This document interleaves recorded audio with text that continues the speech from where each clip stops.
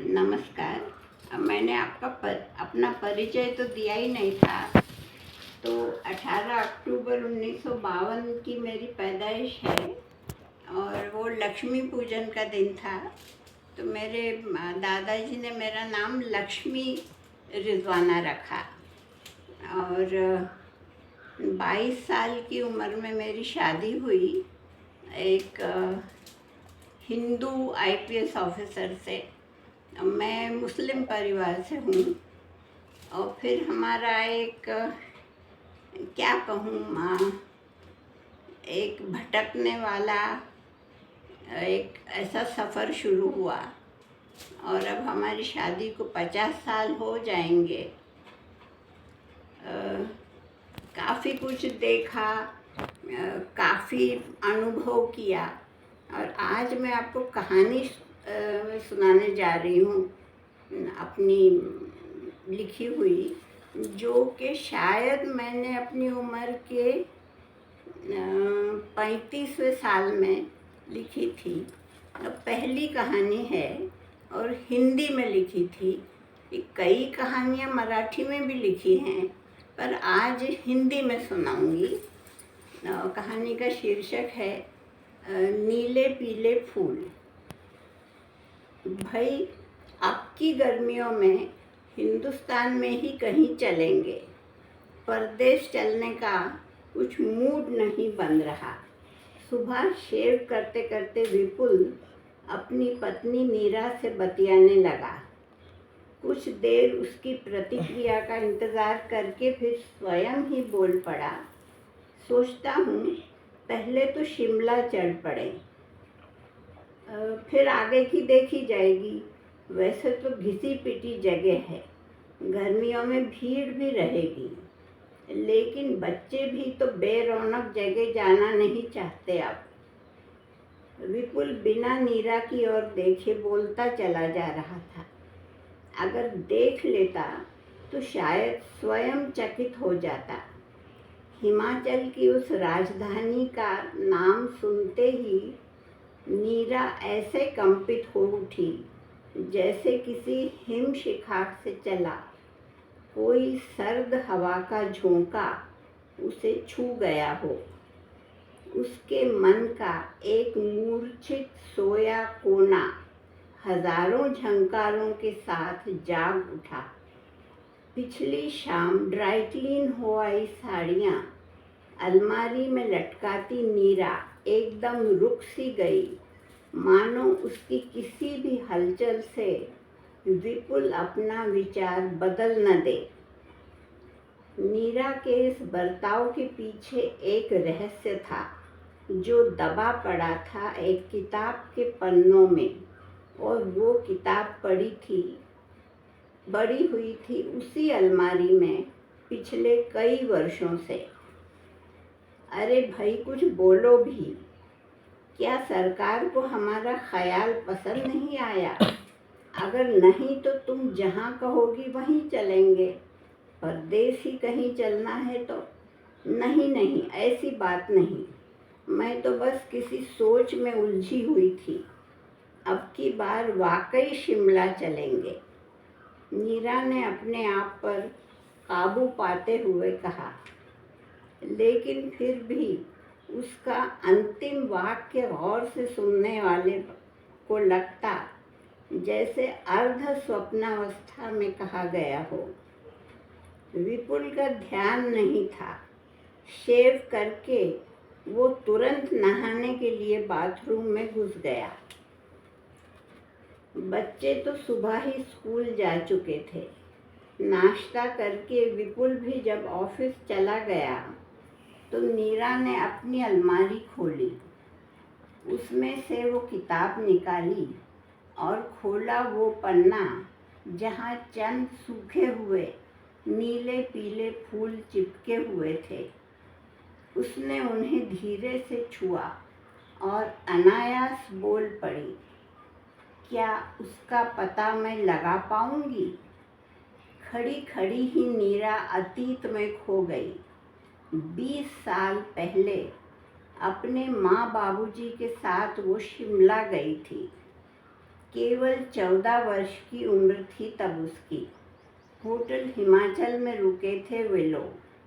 साफ सुथरा, बड़ी ही सुंदर जगह स्थित होटल था वो।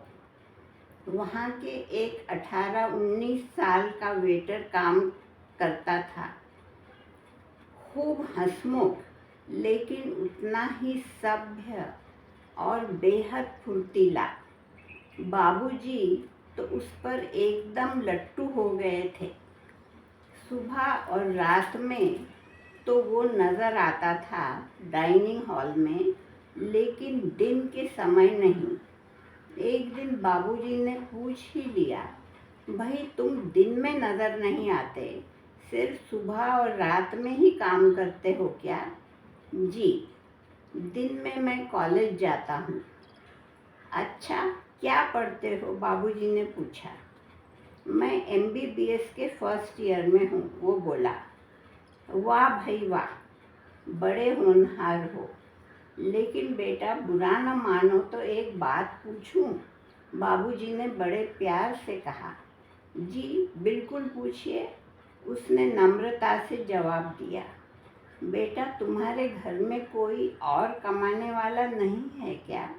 मेरा मतलब है, वैसे तो खुद कमाना और पढ़ना अच्छी बात है, आत्मसम्मान बना रहता है, लेकिन मेडिसिन की पढ़ाई कुछ अधिक होती है ना, इसलिए पूछ रहा हूँ, बाबूजी बोले। बाबूजी, दरअसल मेरे पिता का कुछ वर्ष पहले बीमारी से देहांत हो गया। हम लोग रहने वाले देहरादून के थे। मेरे पिता का देहरादून में छोटा सा कारोबार था। माँ तो मेरे बचपन में ही चल बसी थी। मैं अकेला ही बेटा था। मेरे पिताजी का अपने छोटे भाई पर बड़ा विश्वास था। मरने से पहले अपना सारा कारोबार पिताजी ने उन्हें सौंप दिया। सोचा चाचा जी कारोबार के पैसों में से मुझे पढ़ा देंगे और बाद में यथा समय कारोबार मेरे हवाले कर देंगे। लेकिन चाचा जी ने सब हड़प लिया। घर में मुझे बड़ा तंग करने लगे। मैं अपनी पढ़ाई हरगिज़ नहीं छोड़ना चाहता था। घर छोड़ काम की तलाश में यहाँ चला आया। इस होटल में काम करते हुए पढ़ने लगा। दरअसल इस होटल के जो मालिक हैं ना, बड़े ही भले आदमी हैं। उन्होंने ही यहाँ पर मेरा पहले तो स्कूल में, फिर मेडिकल कॉलेज में दाखिला कराया। उनके औलाद नहीं है, अकेले ही रहते हैं। कहते हैं पढ़ाई का पूरा खर्च वही देंगे। मुझे तो काम करने से भी रोकते हैं, लेकिन मेरा मन नहीं मानता। सुबह 1-1.5 घंटा और रात को 1-1.5 घंटा काम कर लेता हूँ। कुतूहल और प्रशंसा से मीरा भी सब कुछ सुन रही थी। वाकई कितना नेक और सरल सच्चा इंसान है ये। होटल के मालिक के प्रति भी उसका मन श्रद्धा से भर आया। शाबाश बेटे शाबाश, बहुत खूब। अच्छा बताओ तुम्हारा नाम क्या है? बाबूजी ने पूछा। नाम तो मेरा निरंजन है। वैसे सब मुझे राजू ही कहते हैं, निरंजन ने बताया। जब निरंजन वहाँ से हट गया तो माँ ने भी कह दिया, बड़ा ही होनहार लड़का है, भगवान इसे सफलता दे और होटल के मालिक को लंबी उम्र। एक दिन सुबह होटल के लॉन में एक कोने में नीरा को कुछ घास के फूल दिखाई दिए, बड़े ही सुंदर कोमल। उसने धूप सेकते बैठे बाबूजी से चिहुक कर कहा, बाबूजी देखिए तो कितने सुंदर फूल हैं। इन्हें तोड़कर अपनी किसी किताब में दबाकर रख लेना, ये एक यादगार बन जाएंगे।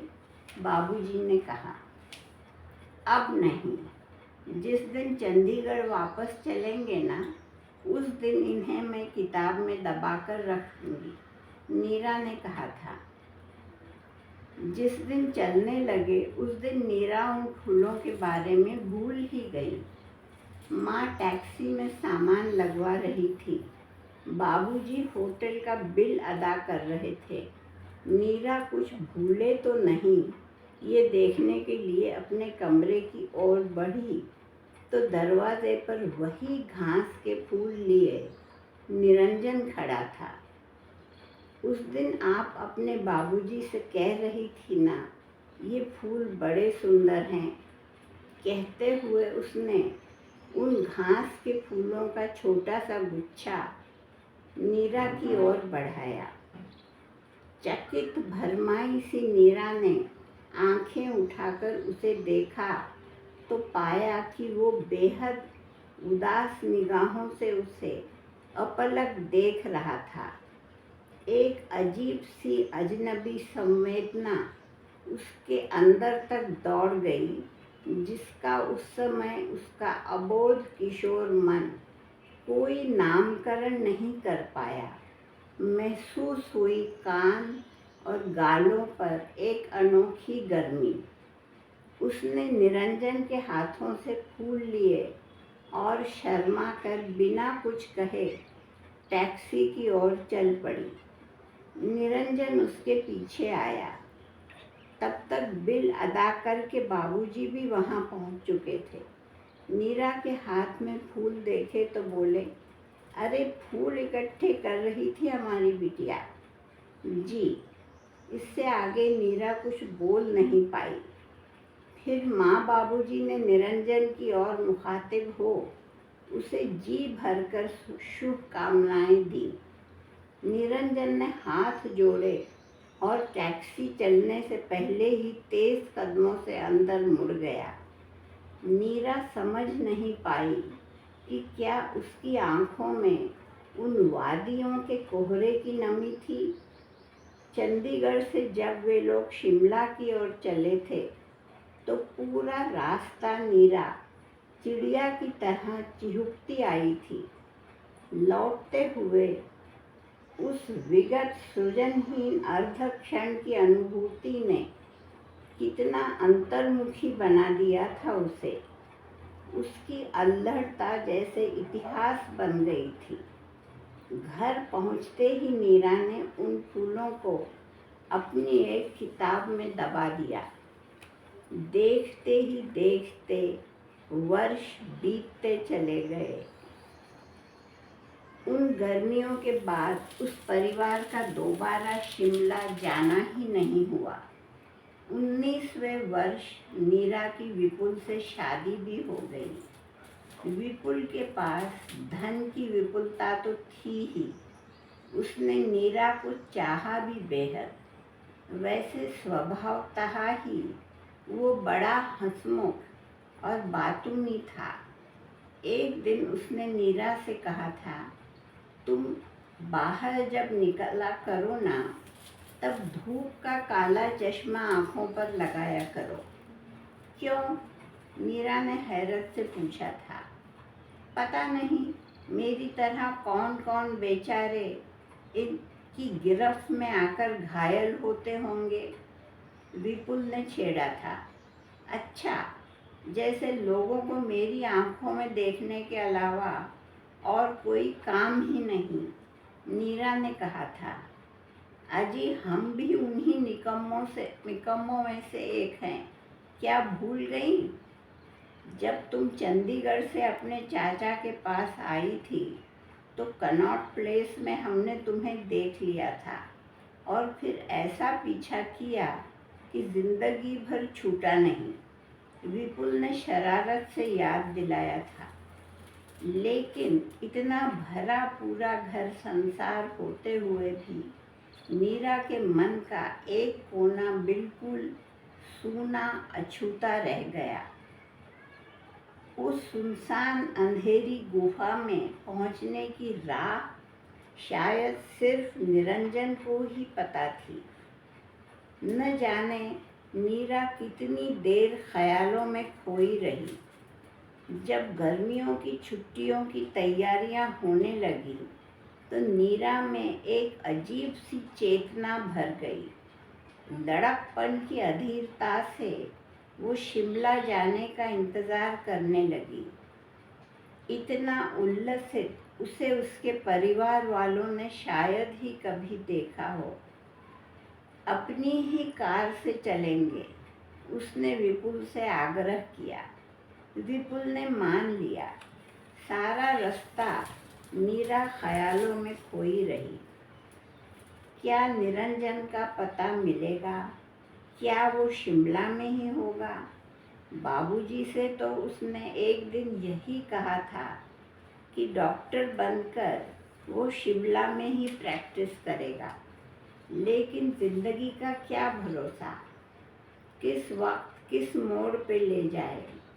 उसने विवाह भी तो कर लिया होगा। इस संभावना को नकारा तो नहीं जा सकता, लेकिन कर भी लिया हो तो क्या। उसके अतीत के वे कुछ पल जो नितांत उसके अपने थे, उनमें तो किसी की साझेदारी नहीं हो सकती। केवल उसने उन पलों को जिया है और किसी ने तो नहीं। उन पलों की स्मृतियों को उजागर करने की चाह मन और जीवन की सारी सीमा रेखाओं को पार कर उसे व्याकुल अधीर बनाती रही। शिमला पहुंचने के दूसरे ही दिन उसने विपुल तथा बच्चों से कहा, भाई आज मैं अकेले ही शिमला में कुछ देर घूमूंगी, खुद ही ड्राइव भी करूंगी। विपुल हैरान हो उसे देखता रहा। बोला, अकेली क्यों और खुद ही ड्राइव भी करोगी? तुम दिल्ली में तो इतना डरती हो कार चलाने से, और यहाँ ड्राइव करोगी इन अनजान पहाड़ी रास्तों पर? क्या हो गया है तुम्हें? बस ऐसे ही मन कर रहा है। बहुत साल पहले माँ बाबूजी के साथ यहाँ आई थी। उन्हीं यादों को अकेले उजागर करना चाहती हूँ। नीरा ने न चाहते हुए भी कुछ खोई सी होकर बोली। ओहो, ऐसी कौन सी यादें हैं जिन्हें हम नहीं बांट सकते? और फिर होटल की कार सर्विस है, उससे जाओ, गाड़ी मत चलाओ। आखिर किस लिए रिस्क लेना चाहती हो? विपुल ने हर तरह से उसे रोकना चाहा, लेकिन नीरा के साथ हर बहस बेअसर थी।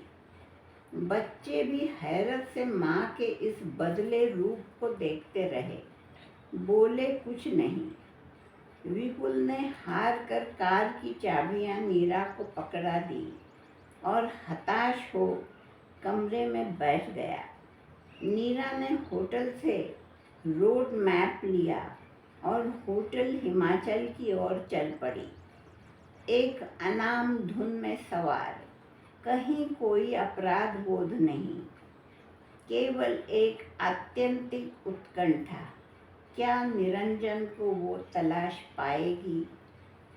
होटल हिमाचल पहुंचकर उसने कार पार्क की।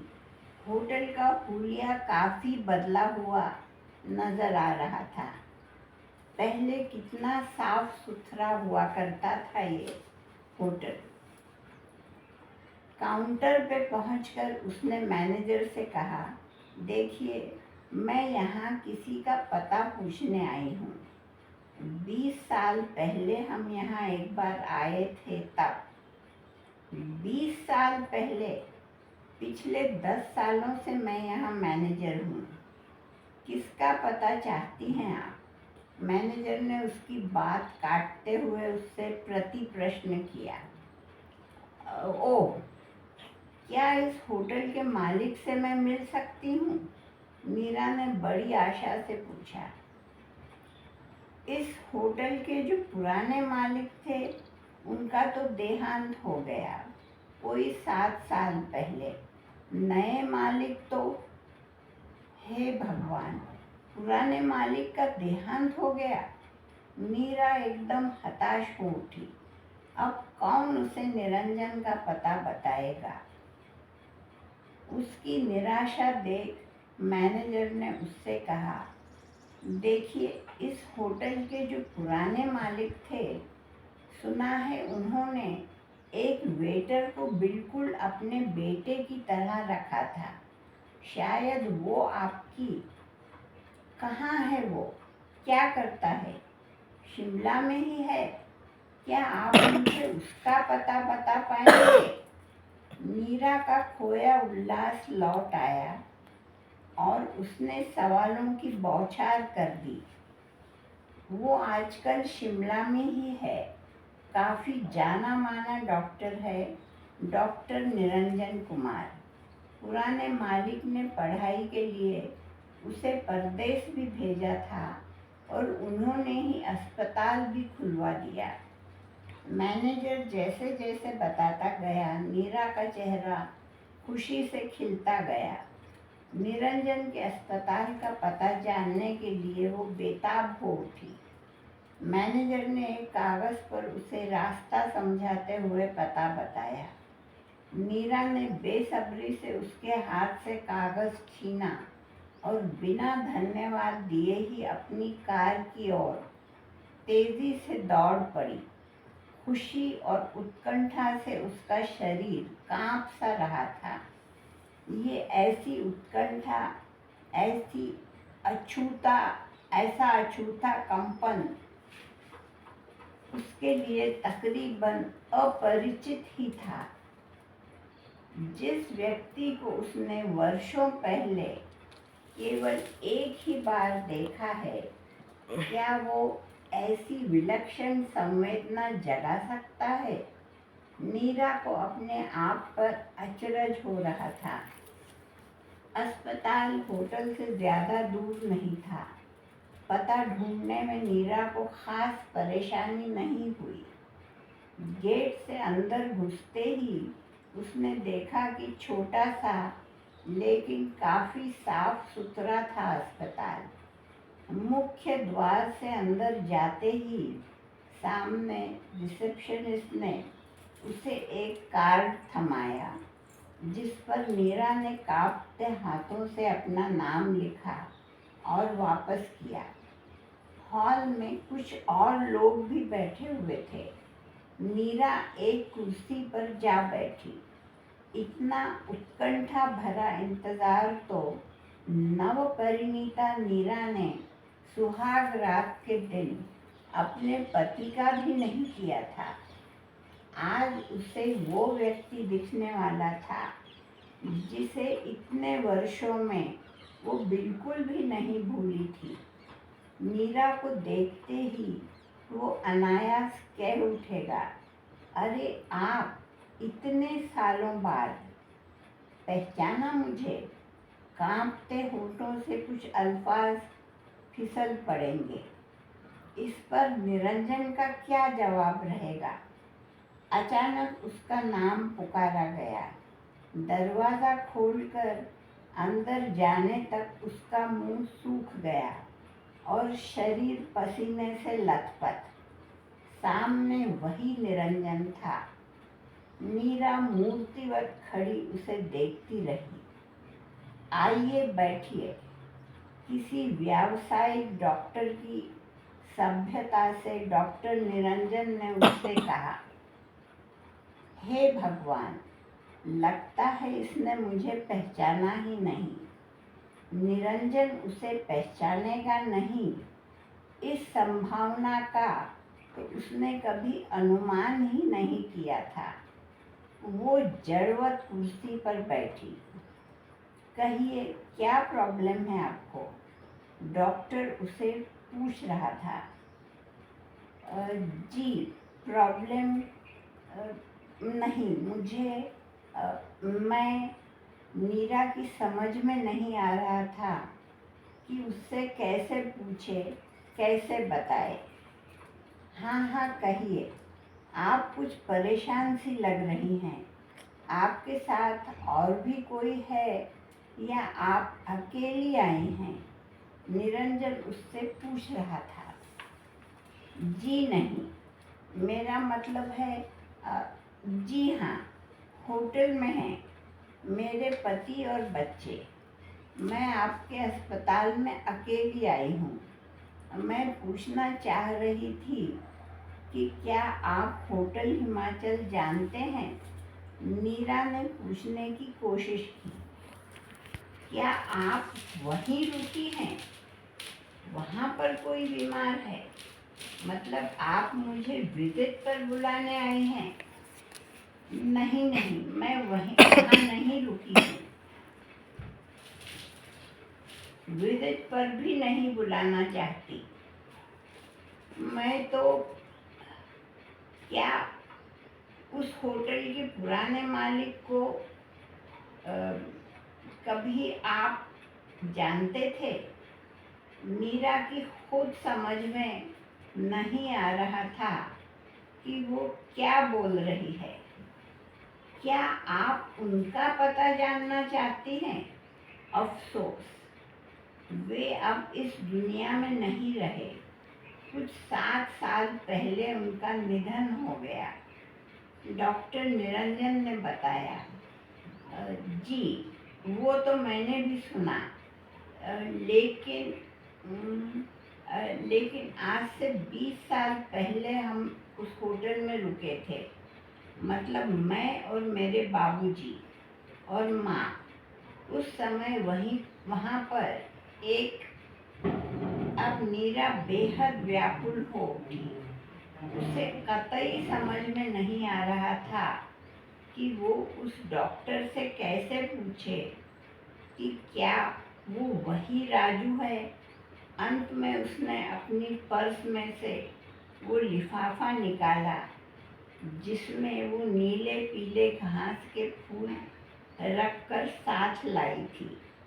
धीरे से फूलों को निरंजन के सामने रखते हुए उसने पूछा, क्या आप इन फूलों को पहचानते हैं? क्या ये फूल आपने कभी किसी को? इससे आगे उससे बोला न गया। ये क्या फूल हैं? शायद आप किसी को खोजने यहाँ आई हैं, लेकिन लगता है आपको कुछ गलतफहमी हुई है। डॉक्टर निरंजन ने बड़े ही शांत भाव से कहा। मीरा को सारी दुनिया घूमती हुई सी नजर आने लगी। क्या सच में आप इन फूलों को नहीं जानते? कुछ याद नहीं आपको? मीरा बेताब हो उठी। नहीं तो देखिए, मैंने कहा ना, आप किसी गलत जगह भटक गई हैं। निरंजन ने हल्की सी मुस्कान के साथ फिर कहा।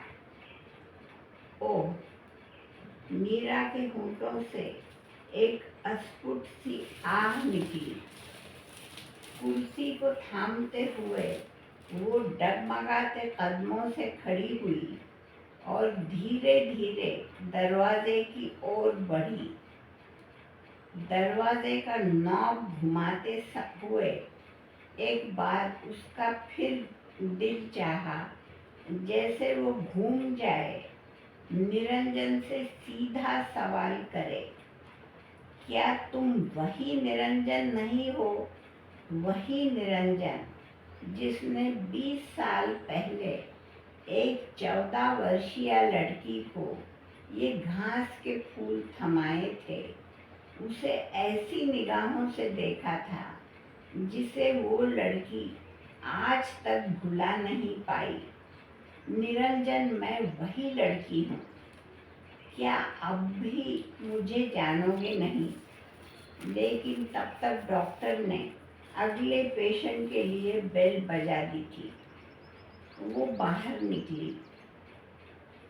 कुछ ही मिनट पहले खुशनुमा हवा में लहराती एक चुनर तूफान की जकड़ में मानो तार तार हुई जा रही थी।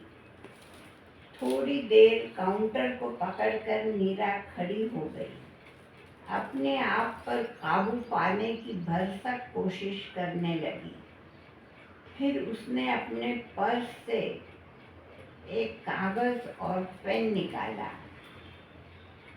उस पे जिस होटल में वो अपने परिवार के साथ रुकी थी उसका नाम, टेलीफोन नंबर तथा रूम नंबर लिखकर रिसेप्शनिस्ट को थमाते हुए बोली, प्लीज जरा इस नंबर पर मेरी बात करा देंगी आप? फोन मिलाकर रिसेप्शनिस्ट ने उसे रिसीवर थमाया। हेलो, धीरे से नीरा ने कहा। हेलो नीरा, कहाँ से बोल रही हो? क्या बात है? उधर से विपुल की चिंतित आवाज आई। सुनो विपुल, मैं रास्ता भूल गई थी। किसी गलत फहमी में मैं किसी डॉक्टर निरंजन कुमार के अस्पताल में आ गई। तुम यहाँ आकर, अरे तो अपने होटल का नाम बताकर रास्ता पूछ लो। इतना फेमस होटल है, कोई भी तुम्हें डायरेक्ट कर देगा, विपुल ने उधर से कहा। नहीं विपुल, अब मुझ में कार चलाने की हिम्मत नहीं। दरअसल तबीयत कुछ खराब लग रही है। तुम यहाँ आकर मुझे ले जाओ प्लीज, नीरा ने इल्तिजा भरे स्वर में कहा। देखा ना, मैं पहले ही कहता था, गाड़ी चलाने की तुम्हें आदत नहीं है। ठीक है, पहुँच जाओ। जरा ठीक से नाम बताओ तो अस्पताल का। मीरा ने नाम बताया और विपुल ने रिसीवर रख दिया। बाहर तो धूप थी, लेकिन मीरा की आंखों में बंद वो निरंतर पल बूंद सा फिसल कर वक्त के घने कोहरे में खो गया था। वो ठगी सी लुटी सी देखती रह गई थी। उसने पर्स में से वो लिफाफा निकाला जिसमें वो नीले पीले फूल रखकर दिल्ली से चली थी। बरसों संजोए फूल। वेटिंग रूम के कोने में एक कूड़ेदान था। नीरा ने उस कूड़ेदान में धीरे से लिफाफा छोड़ दिया। विपुल तेज कदमों से सीढ़ियां लांघता हुआ बढ़ रहा था। नीरा ने झट धूप का चश्मा आंखों पर लगा लिया, कहीं विपुल उन सजल आंखों में की धुंध देख न ले। तुम भी कमाल करती हो नीरा, अस्पताल कैसे पहुंची? जाना कहाँ चाह रही थी? मैं कह भी रहा था कि होटल की कार ले लो, लेकिन पता नहीं उस समय तुम्हारे सर पर क्या सवार था। विपुल बोलता चला जा रहा था। कुछ नहीं विपुल, जो सवार था उतर गया। बस ऐसे ही अकेले कुछ वक्त गुजारना चाहती थी। मीरा ने अपने आप को जब्त करने की भरसक कोशिश करते हुए कहा। अब शिमला की वो हसीन वादियाँ उसके लिए रेगिस्तान की वीरानियाँ बन चुकी थी। रात में काम खत्म करके डॉक्टर निरंजन कुमार अपने निवास पर डायरी लिख रहे थे। नीरा, पहली बार मुझे उसका नाम मालूम हुआ। जब मैंने उसे कमरे में घुसते देखा तो मैं स्तब्ध रह गया। इतने वर्षों बाद मेरे सामने वही आंखें जिन्हें मैंने किस किस में नहीं तलाशा। उन आँखों को मैं भला भूला ही कब था। अपने आप को कितनी मुश्किल से संभाला। अब भी वे आँखें वैसी ही थी, उतनी ही निश्चल निरागस। जब मैंने पहचानने से इनकार किया तो उफ, कितनी आहत। उनमें की दीप्ति जैसे बुझ सी गई। लगा बढ़कर उसे थाम लूं और कह दूं, हाँ नीरा, मैं वही निरंजन हूँ जिसे खोजती हुई तुम यहाँ आई हो। लेकिन बड़ी निर्ममता से मैंने खुद को रोका। वो शादीशुदा थी। उसके कार्ड पर लिखा था, मिसेस नीरा सेठ। हमारे रास्ते कब के जुदा हो चुके थे। प्रथमतः मुझे लगा वो वाकई पेशेंट की तौर से मेरे पास आई है। इतने वर्षों तक उसने मुझे याद रखा होगा, ये तो मैं सोच भी नहीं सकता था। जब हम पहली बार मिले थे तब मैं था ही क्या, केवल एक वेटर। लेकिन जब एहसास हुआ कि वो मेरी ही खोज में है तो हैरानी के साथ एक असीम खुशी का भी एहसास हुआ। फिर भी मैंने निर्दयता से अपरिचय ही जताया। नियति की विडंबना ही सही, लेकिन हम लोगों के वजूद का सम्मान अपरिचय बनाए रखने में ही था। वरना पता नहीं उस मृगजल के धारा प्रवाह में पतित हो हम किस ओर बह निकलते। उभरना कितना मुश्किल होता। वक्त उसे मरहम लगा ही देगा। वक्त किसी भी डॉक्टर से बड़ा डॉक्टर। लेकिन सोचता हूँ तो सिहर उठता हूँ। मेरे प्रति इतनी गहरी आसक्ति रखते हुए अपने पति के साथ इतने वर्ष कैसे बिताए होंगे उसने। अतीत को अनागत में बदलने के प्रयास में क्या उसने अपना वर्तमान नहीं खोया होगा। मैंने तो शादी ही नहीं की। उन आँखों की गिरफ्त में गिरफ्तार मैं रिहा कब हुआ। लेकिन नीरा, अच्छा हुआ इन फूलों का लिफाफा वो मेरे अस्पताल में फेंक गई। भगवान करे इन फूलों के साथ साथ वो अपनी संजोई यादें भी फेंक दे।